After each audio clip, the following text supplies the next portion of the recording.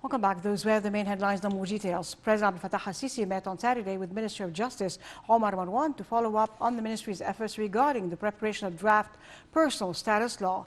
In this regard, presidential spokesperson Ambassador Bassam Raji said that the president gave his directives to form a committee to legal and judiciary experts specialized in family cases and courts to prepare the draft in a way that guarantees the rights of all concerned parties.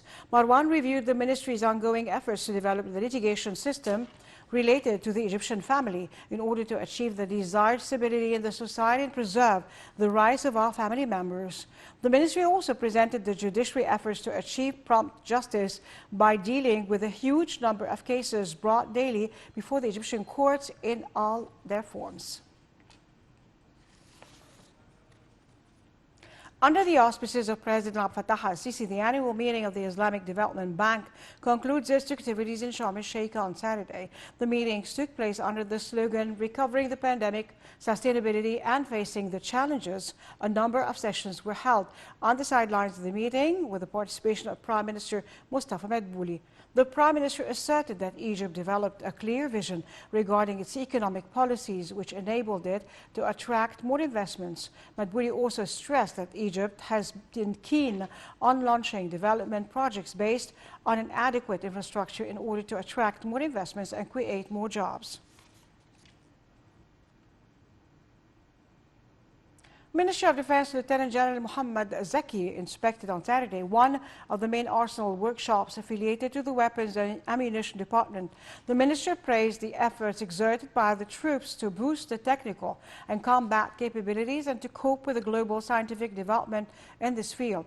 Zaki inspected different sections of the workshop which follow the most recent technical security methods, and he also opened the Center for Developing Small Weapons, which is equipped with the most recent technologies. The General Commander of the Armed Forces was accompanied by Army Chief of Staff Lieutenant General Osama Askar and a number of high-ranking military commanders.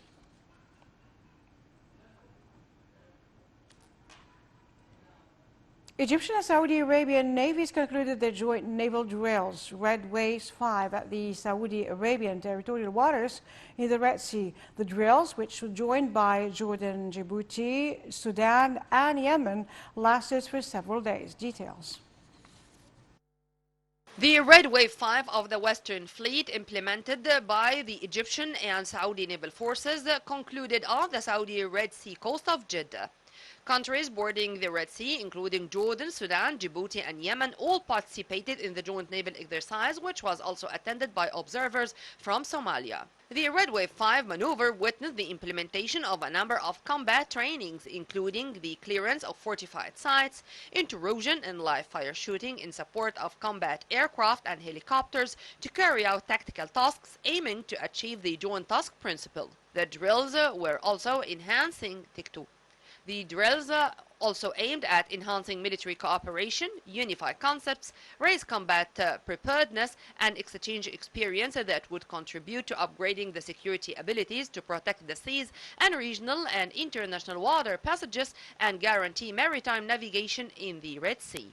The final phase of the drills was attended by Commander of the Egyptian Navy Rear Admiral Ashraf Atwa and his Saudi counterpart Rear Admiral Yahya bin Mohammed al-Asiri, as well as a number of top Navy commanders.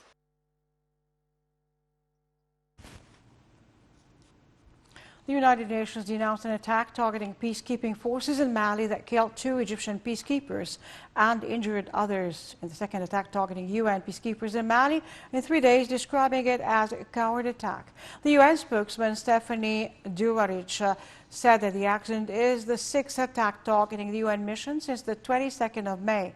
The UN Secretary General Antonio Guterres expressed his wish of speedy recovery for the injured personnel.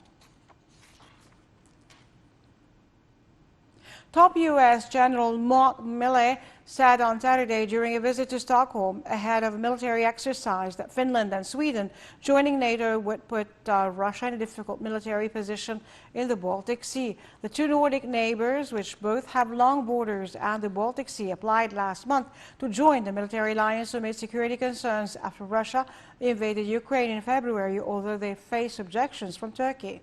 Their joining would mean the Baltic Sea's coastline would bar short strips around Russian cities, Kaliningrad and St. Petersburg, be encircled by NATO members. He was speaking at the joint news conference with his Swedish counterpart, the Swedish Prime Minister and the Swedish Defense Minister, ahead of an annual NATO exercise in the Baltic Sea that Sweden and Finland take part in.